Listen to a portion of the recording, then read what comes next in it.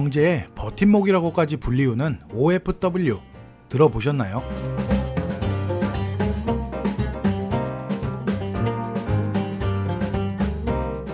OFW, 오버시즈 필리피노 워커, 필리핀 국적을 가진 해외 이주 노동자. 해외에서 일하면서 외화를 벌어 필리핀으로 송금하는 발릭바얀이라고도 합니다.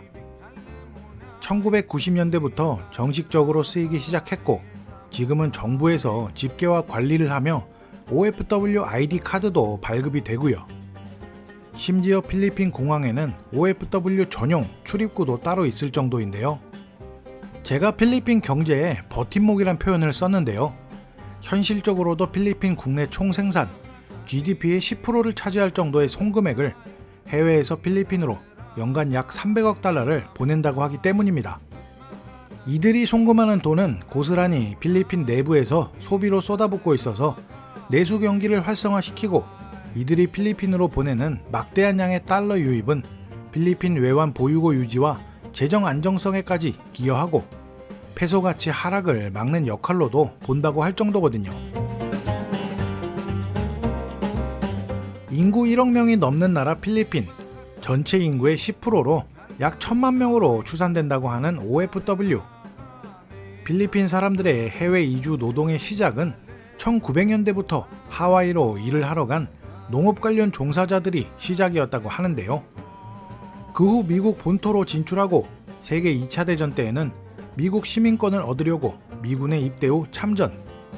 이런 스타일로 나가지 않는 나라가 없을 정도로 현재는 호텔, 레스토랑, 각종 서비스 업종, 의료 종사자 등으로 많이 나가 있죠.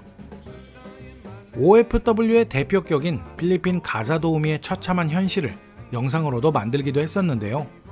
얼마 전 구독자분 중 필리핀에서 학교를 다녔던 분이 댓글을 달아주신 내용 중엔 본인이 다니던 학교의 여교사가 지금은 가정부로 일을 하려고 해외로 나갔다는 내용이었습니다.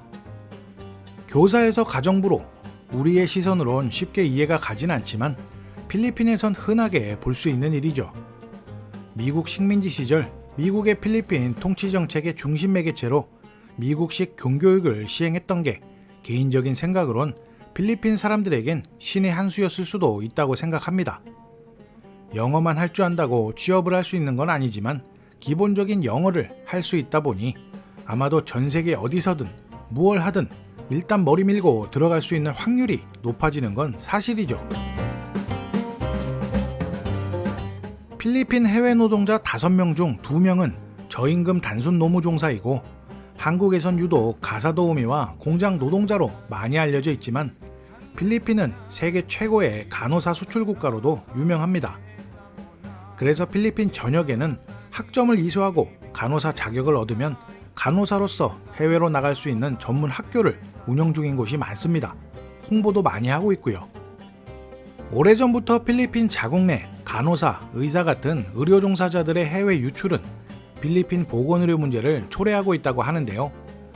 안 그래도 열악하고 턱없이 부족한 필리핀의 보건 시스템, 의료 종사자들, 간호사, 의사들도 해외 취업을 위해서 빠져나가고 있다고 합니다.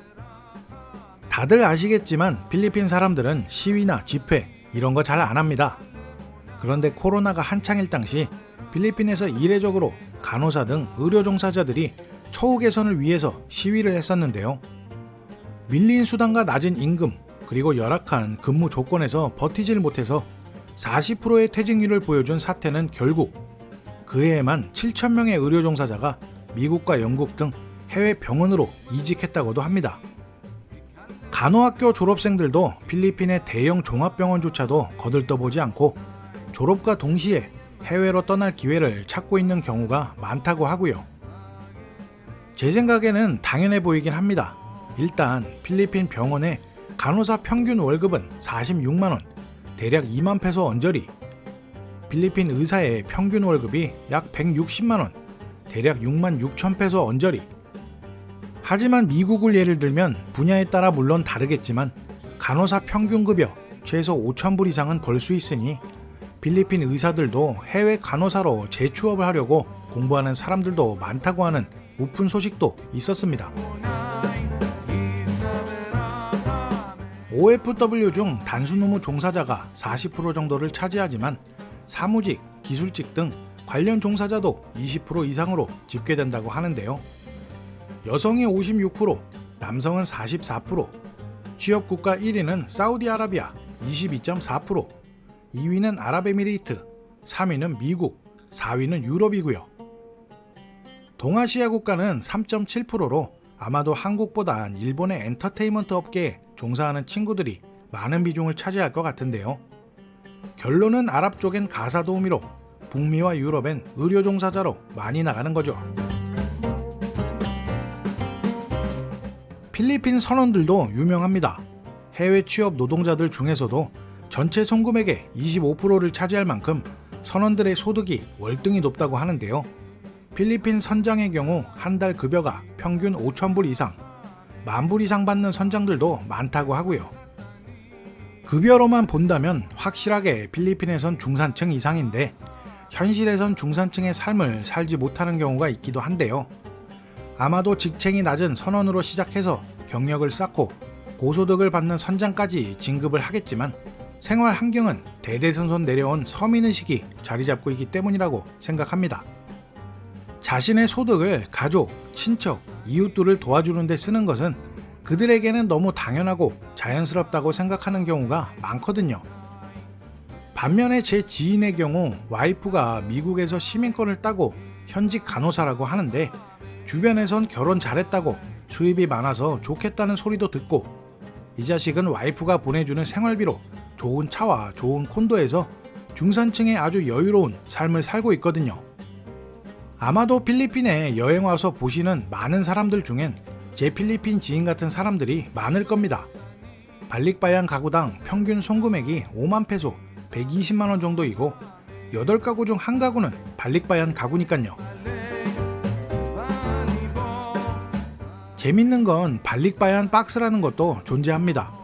저도 이삿짐 옮길 때 몇 번 구입해서 사용했었는데요. 1987년 필리핀 정부에서 해외 근로자들을 위한 특혜로 고향으로 보내는 상자에 면세 혜택을 주기 시작한 건데요. 그때 그렇게 생겨난 게 발릭바얀 박스입니다. 그 외에도 발릭바얀 프로그램 같은 것도 있는데요. 이 이야기까지 하면 너무 딥하게 이야기가 길어질 것 같으니 나중에 기회되면 또 영상으로 만들어 보겠습니다. 코로나 때문에 송금액이 줄어들어서 필리핀 내수경제 소비도 감소했다는 기사를 본 적이 있습니다. 가족, 친지, 주변 사람들에게 정이 넘치다 못해서 터져버릴 상태의 마인드로 자신의 수입의 일정 부분을 정기적으로 지원해주는 OFW, 발릭바얀. 우리의 시선으론 이해하기 힘들지만 간호사, 선원, 가사도우미 등 힘든 업종에서 힘든 것을 마다하지 않고 가족을 위해서 돈을 벌고 일하는 모습을 보면 대단하다는 생각이 들기도 합니다. 한편으론 가족을 위해서, 주변 사람들을 위해서 희생하는 필리핀 사람들의 정의란 것이 부럽기도 하지만 이들의 희생 뒤에 숨어서 열심히 돈을 쓰는 그들의 주변 사람들을 생각하면 왜 필리핀이란 나라가 선진국으로 나아갈 수 없는지를 알 수 있다고 생각합니다. 물론 내부 사정이야 제가 다 헤아릴 수는 없겠고 겉으로만 판단했을 때요.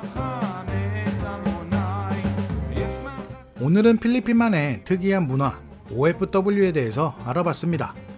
오늘도 시청해주셔서 감사드리고요. 좋은 하루 되시길 바랍니다.